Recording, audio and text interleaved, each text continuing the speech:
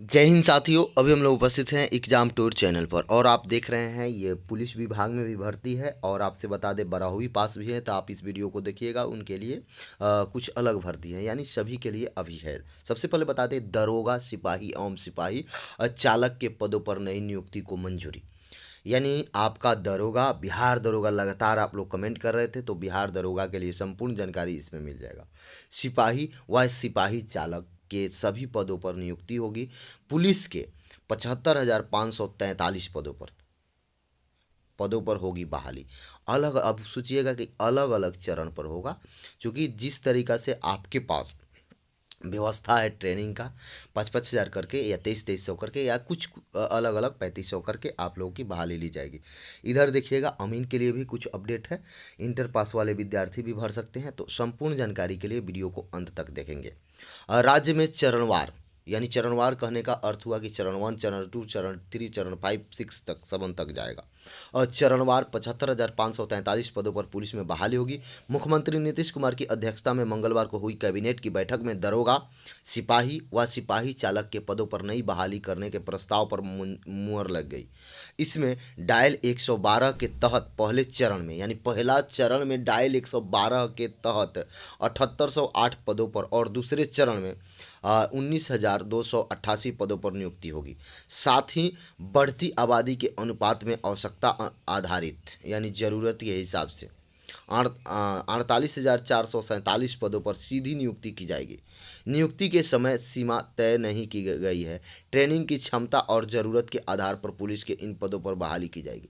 नियुक्ति की जो सीमा है वो तय नहीं किया गया है कि कब तक पूरा कर लेना है 23-24 या कब तक, लेकिन जिस तरीका से ट्रेनिंग सेंटर है उसी तरीका से आप लोग का बहाली होगी। आगे इसके साथ ही कैबिनेट की बैठक में 13 प्रस्ताव पर मुहर लगी। कैबिनेट विभाग में अपर मुख्य सचिव डॉक्टर एस सिद्धार्थ ने बताया कि राज्य में सिपाहियों की बड़ी संख्या में नियुक्ति को कैबिनेट ने स्वीकृति दे दी है। बहाली की प्रक्रिया विभिन्न चरणों में पूरी की जाएगी। इसमें पुलिस प्रशिक्षण सेंटर में प्रशिक्षण सेंटर की क्षमता के आधार पर नियुक्ति की जाएगी। अब यहाँ पे देखिएगा आवश्यकता आधारित सबसे पहले है सिपाही 22,010 यानी कि आगे देखेंगे तो कुल नियुक्ति की बात करें 48,447। यहाँ देखिएगा अवर निरीक्षक की बात करेंगे तो 20,937 और सिपाही चालक की बात करेंगे तो 5,500। यहाँ पे देखेंगे बहाली प्रक्रिया कई चरणों में होगी। ऐसे में इसके लिए कोई समय सीमा तय नहीं है, यानी कि जो ये संपूर्ण बहाली है इसमें देखिए पहला चरण डायल 112 के लिए पुलिस और अन्य पदों पर जो बहाली निकलेगी वह है 7,808। दूसरा चरण में होगा 19,288। सबसे पहले आपको बता दें जितने भी ये वैकेंसी के बारे में आप जान रहे हैं इसका कोई समय सीमा नहीं है कि आप 23 में फाइनल कर लेंगे, 24 में या 25 में।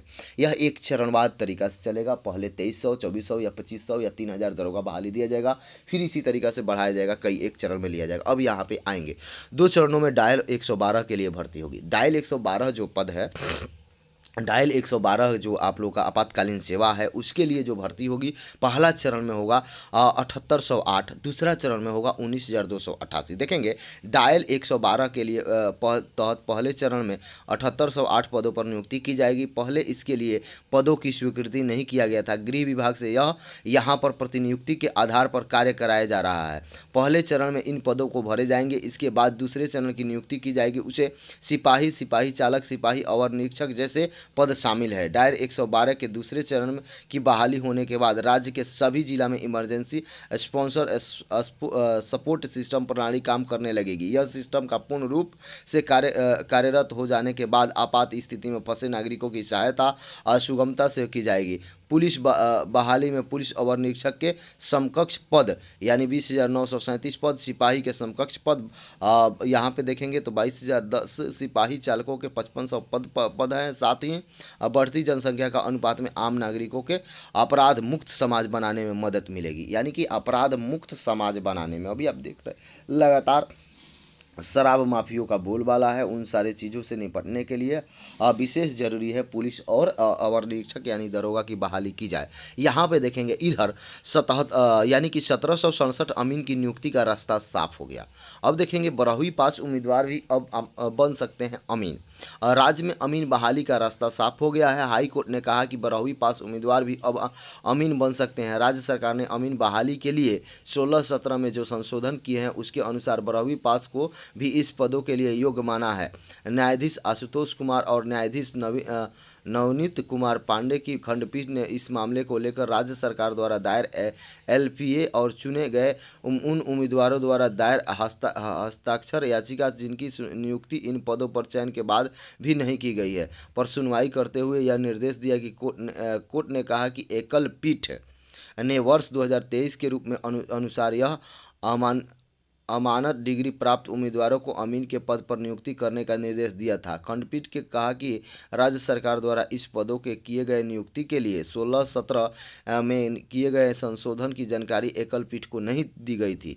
यानी जब इसमें संशोधन हुआ था तो एकल पीठ को नहीं बताया गया था। एकल पीठ जो अपना देखा उस अनुसार जानकारी दिया, लेकिन जब एकल पीठ को ये संपूर्ण जानकारी मिली तो एकल पीठ इसके कारण एकल पीठ ने 12वीं पास उम्मीदवारों को अमीन के पद पर नियुक्ति के लिए योग्य नहीं माना था। हाई कोर्ट की एकल पीठ के न्यायाधीश पीवी बैजंत्री की एकल पीठ ने राज्य सरकार के राजस्व विभाग द्वारा राज्य में 1767 अमीन के रिक्त पदों पर बहाली के लिए जनवरी 2020 में निकाली थी। देखिए अब क्या होगा, अमानत यदि आप नहीं भी किए हैं तो भी आप बन सके हैं, चूँकि राज्य सरकार के द्वारा कुछ संशोधन किए गए थे जो कि कोर्ट को मालूम नहीं था, कोर्ट के पास पेश नहीं किया गया, लेकिन अब कोर्ट के पास पेश किया गया तो कोर्ट ने इसको साफ तौर पर कह दिया। तो आपसे सबसे पहले बता दें, वैसे विद्यार्थी जो जनरल कंपटीशन की तैयारी करते हैं वो अब अपने आप को एक सही डायरेक्शन में चले। ये नहीं कि मेरा ये एग्ज़ाम नहीं हुआ तो 10 दिन आकर फ्रस्ट्रेट हो जाए, नहीं। आप बीएसएससी एग्ज़ाम देकर आइए पुनः उसी रफ्तार में, उसी दौड़ में, उसी तौर तरीका से कि हाँ आपका जनवरी में फिर एग्ज़ाम है। जब आपको कोई चीज़ टारगेट ना मिले तो सोचिए कि फरवरी में एग्ज़ाम है, इस तरीका से, फरवरी में ना मिले तो मार्च में एग्ज़ाम, इस तरीका से करके आप मात्र 3 से 4 मंथ कीजिए, कहीं ना कहीं आपका कल्याण हो जाएगा। और आपसे बता दें, आपको इसके बावजूद भी किसी प्रकार का कोई सुझाव हो तो कमेंट बॉक्स में ज़रूर कमेंट करें। जय हिंद, जय भारत, जय युवा।